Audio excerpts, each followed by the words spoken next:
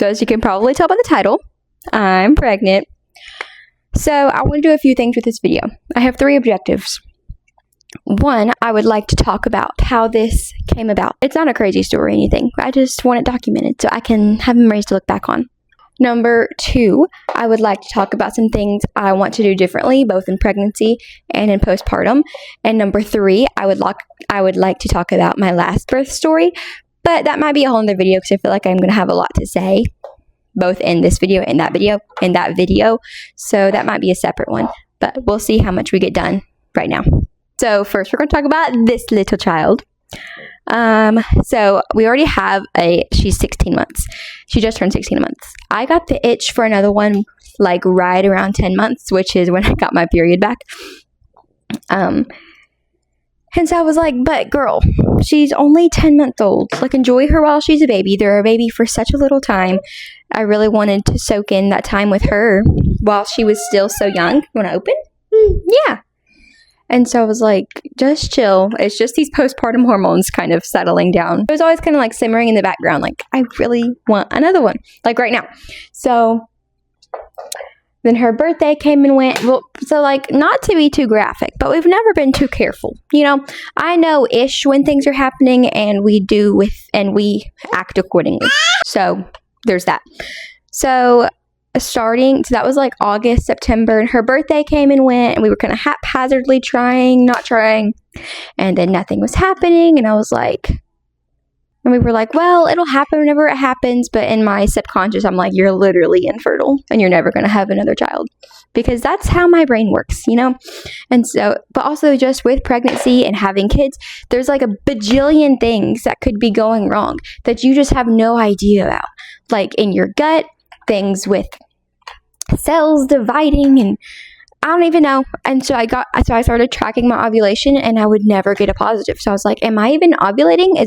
Is like the progesterone blocking the ovulation or whatever it is? Because I'm breastfeeding still, and she breastfeeds so much. I was like, is that blocking this? So am I even ovulating? Because I never got a positive. And I was like, what the heck? And so I was getting kind of frustrated around December. We were actually leaving for a trip like the day after Christmas with my husband's family, and I started my period a couple days before, and I was like devastated because I was like, this is the one, like this, it's happening, and it was not happening. And you know, like, you go through this cycle where you get your period and you're like, okay, this is the month, and it goes through, and you're like, maybe, and then your period comes and your dreams are shattered. And that was happening over and over and over again. And so I was like, something has to be wrong. Like, and I don't know how to figure out what it is. So I was getting kind of frustrated. But I don't even know. My brain just works. I don't know. Anyways, so we were kind of trying, kind of not trying. And I was really trying to hold it loosely and really trying to enjoy this time with her. And then it got to be the new year, and I was like, well, I don't really want it to happen now, because then it's going to be like a Thanksgiving, Christmas, it's going to coincide with her birthday. Like, I don't really want all of those things happening at once. Like, that sounds so overwhelming. So I was like, we'll just wait till the spring to start trying, but now we're still going to try because it's probably infertile, and we might as well, because it's probably not going to happen. So we kept on trying, and lo and behold, it worked. And it was really sweet because I was seeing so many pregnancy announcements, and it was like every time would be a stab to my chest. Getting kind of hard to even be on the internet, so I wasn't even spending that much time like on social media, because it was like every freaking day I would see another one, and that, like, my heart would just like be happy for the person. Obviously, that's so exciting, but inward I was like, God, when, you know? Even though we hadn't even been trying that long, but it just feels like forever when you're waiting a whole month in between each cycle. But anyways, so that was pretty difficult, but it did end up happening, and nobody knows as of me making this. I found out almost 2 weeks ago, and no, we haven't. Is that a kitty? But we haven't told anybody yet. I just really, actually, that's getting into the next thing. Hold on. So going back to this one, so I have an appointment booked with a midwife at our hospital in a week or two. I don't really want to do a home birth, but I had a midwife last time, and then she left to go overseas in the middle of my pregnancy, and then I got a doctor, and I liked the doctor, okay, but I had some issues with blood pressure, and she freaked me out, and I wasn't a fan. And I don't know, I just want to do things a little bit differently. So I really didn't want to use this hospital like at all. I hated my whole experience there.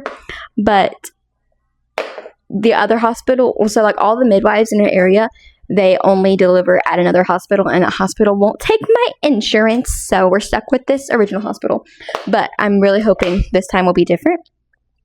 And I'm also hoping I just won't be so anxious in general, because this is my second time, and I'm hoping just the lesser anxiety will help have more positive experience at this hospital, So I have an appointment in a few weeks with the midwife at that hospital, and so I'm really looking forward to that. I don't really know what I'm going to do with her while I'm at all the appointments, because I know how my mind works. I'm so freaking anxious the whole day before, the day of, driving to the appointment. Like, I cannot speak. My heart is like 50 pounds, and I'm convinced I'm going to be told that my world is going to be shattered every single time.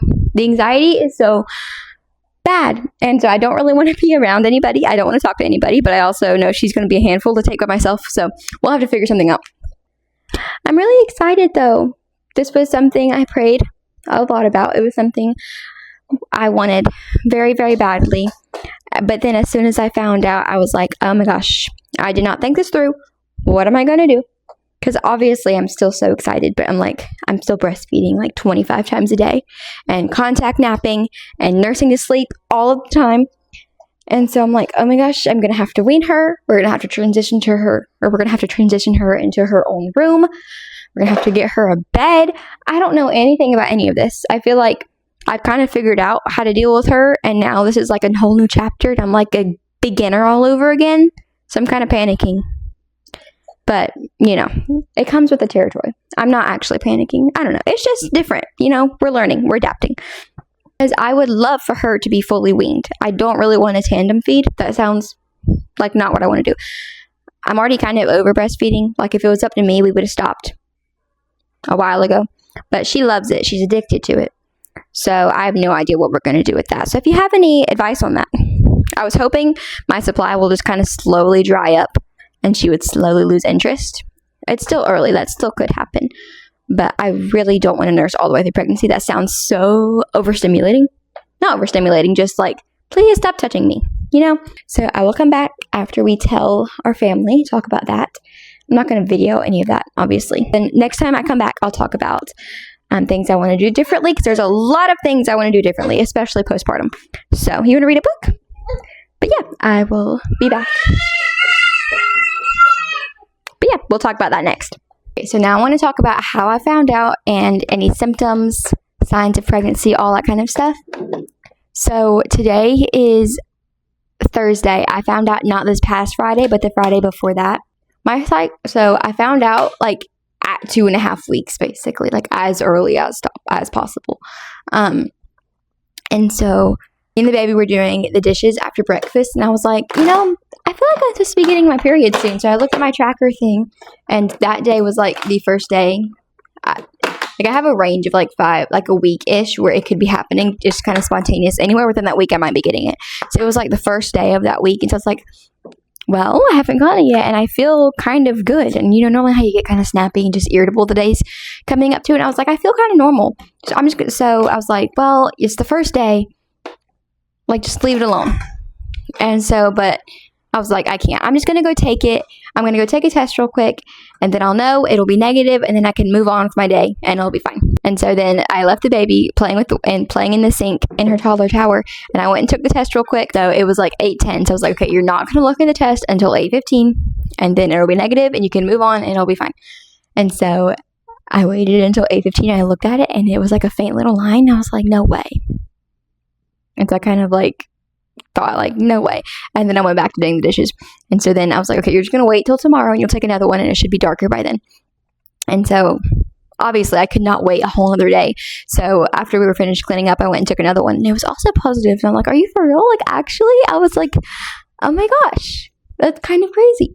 And so on Fridays, we normally go over to my mom's house and visit with them and stuff. So before we went over there, we went to Publix and to get like one of the digital tests. And so I went and got a 2-pack of those. And so I didn't want to come all the way home to take that and then go back to their house. So I just brought it with me over to their house. And so whenever my mom went to go put my little brother down for a nap, I snuck away to their bathroom. It was the longest 5 minutes of my life, taking my pregnancy test in my little sister's bathroom with all of my family around, but none of them could know yet. And so it was kind of funny. But it was positive, and I was like, okay, this is really happening. So I was wearing a sweatshirt, so I stuck it in my pocket and then shoved it in my purse whenever nobody was around. And then it really honestly has not been hard to keep it a secret. I thought it would be so much harder because with her, we told everybody like 2 days after we found out. But it's been like 2 weeks and nobody knows. It's kind of fun keeping it a secret. But so I found out early that morning. And so then whenever my husband got home from work, I wanted to wait till she went to bed to tell him.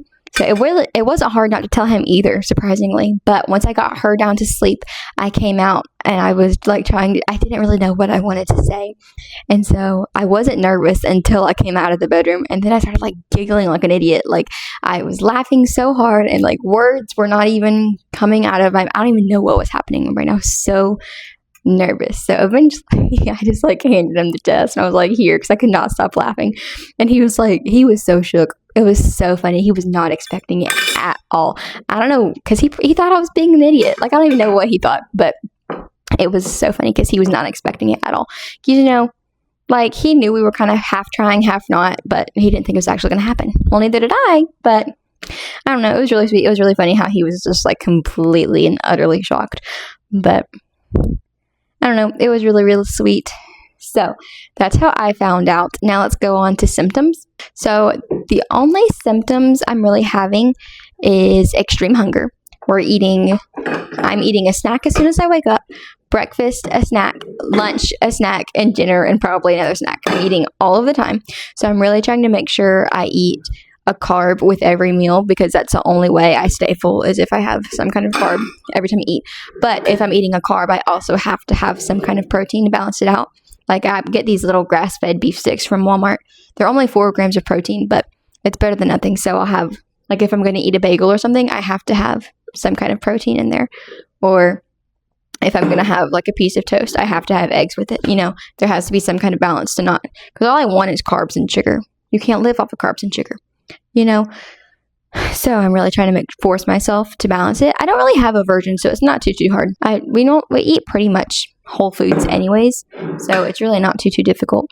I'm also just trying to remember that with her, I found out much later. It was still like 5 or 6 weeks, but still much later than this time. And I still drank energy drinks for the first like 10 weeks of being pregnant with her. And I also lived off of hot Cheetos the whole first trimester. I'm probably going all the way through too, honestly.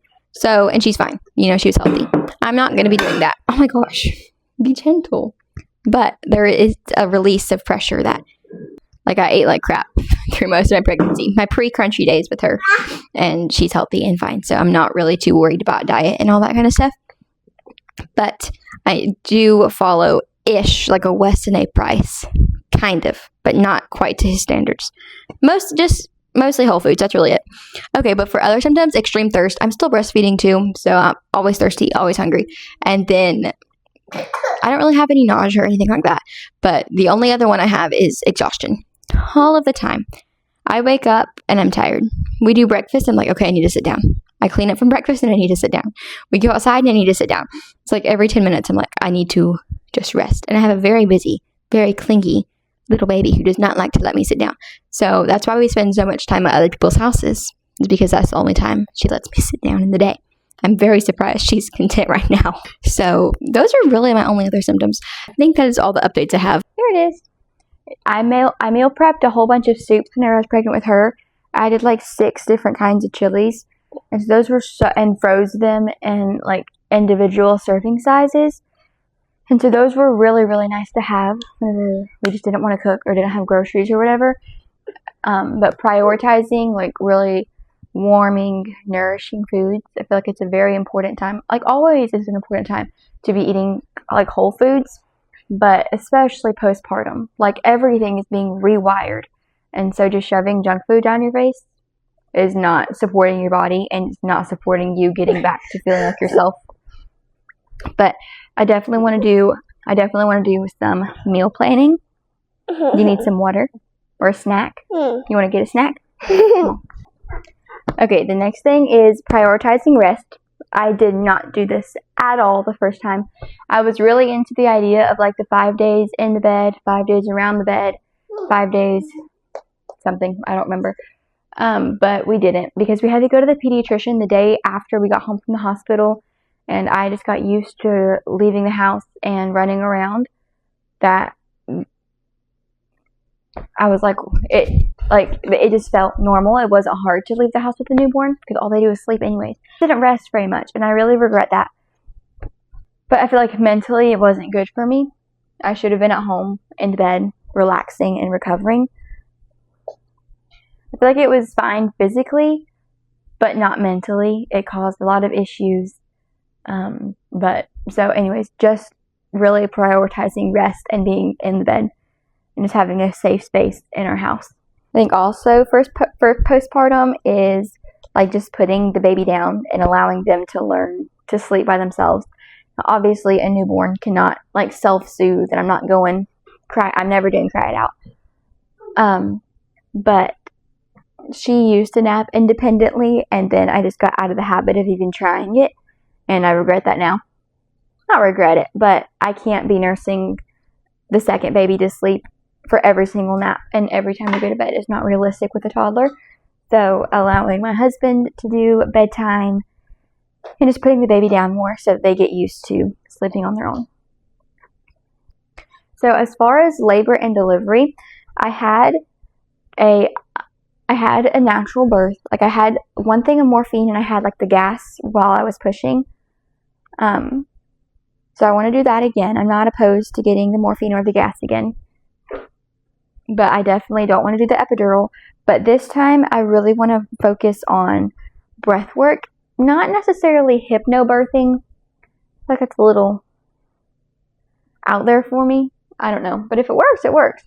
But so really focusing, I've been reading a lot of articles about like the breathing in before, holding for 4 and out for 8 and using that like as a flow for your body and just not fighting, but like using your contractions as waves. And it sounds really good when you're not in labor, but the second you get in your labor, you're like, screw that, you know?